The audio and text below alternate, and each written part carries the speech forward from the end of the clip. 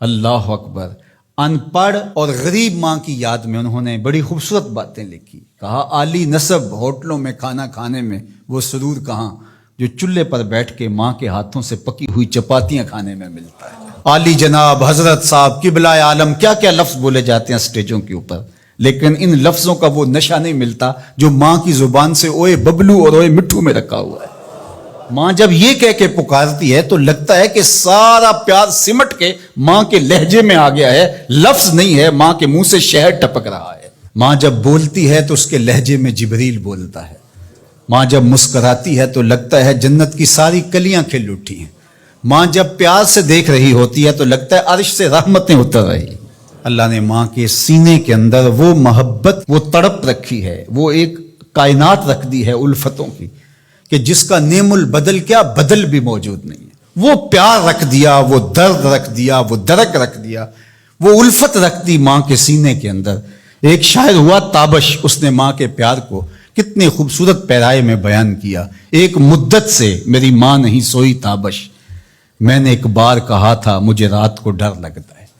کہا ایک دن بچپن میں میرے منہ سے نکلا تھا امی مجھے رات کو سوتے ہوئے ڈر لگتا ہے، میں بوڑھا بھی ہو گیا ہوں، میری ماں اب بھی میرے بستر پہ پھونکے مارتی کہ میرے بیٹے کو رات کو ڈر نہ لگا۔ یہ ماں کے سینے کا پیار ہے، ماں کی الفت ہے، یہ ماں کی تڑپتی ہوئی ممتا ہے۔ اولاد کے لیے وہ دکھ بھی جھیلتی ہے، تکلیفیں بھی سہتی ہے۔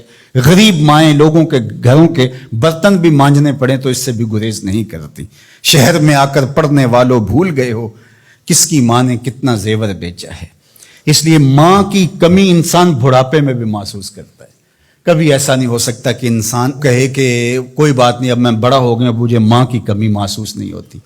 بوڑھا بھی ہو جائے انسان جو ہے وہ سب سے اونچے منصب پر بھی بیٹھ جائے، میں اور آپ کیا، میری اور آپ کی حیثیت اور اوقات ہی کیا۔ امام الانبیاء حضور ختم المرتبت صلی اللہ علیہ وآلہ وسلم حجرہ انور سے نکلے اور جو ہی حضور نبی رحمت صلی اللہ علیہ وآلہ وسلم مصلی پر تشریف فرما ہوئے تو حضور کو دیکھ کر کے تمام صحابہ ادب سے کھڑے ہو گئے۔ جو ہی یہ امٹتا ہوا پیار دیکھا تو حضور کی نظر پلٹ کے کئی سال پیچھے چلی گئی اور ابوا کی وادی میں اپنی ماں کی قبر پہ کھڑا ہوا اپنے آپ کو پاتے ہیں حضور۔ اور پھر ایک جملہ کہا، الحاوی للفتاوی کے اندر امام سیوطی نے اس کو بڑی تفصیل سے لکھا ہے کہ چشمان رحمت سے آنسو ٹپکنے لگے اور حضور مصلی پہ کھڑے ہو گئے اور فرمایا لو ادرکت والدیہ او احدہما، کاش آج میرے ماں باپ زندہ ہوتے یا کم از کم میری ماں ہی زندہ ہوتی اور میں لوگوں کو نماز پڑھا رہا ہوتا، وَأَقْرَأُ فِيهَا بِفَاتِحَةِ الْكِتَابِ، اور اس میں سورہ فاتحہ کی تلاوت چل رہی ہوتی۔ پھر میری ماں کو میرے ساتھ اچانک کوئی کام یاد آ جاتا، وہ دروازے پر آتی اور چلمن سرکاتی اور مجھے بیٹا کہہ کے آواز دیتی، فرمایا لوگوں نماز چھوڑ کے پہلے ماں کی بات سن لیتا۔ تو ماں کی کمی تو انسان زندگی کے آخری حصے میں بھی محسوس کرتا ہے۔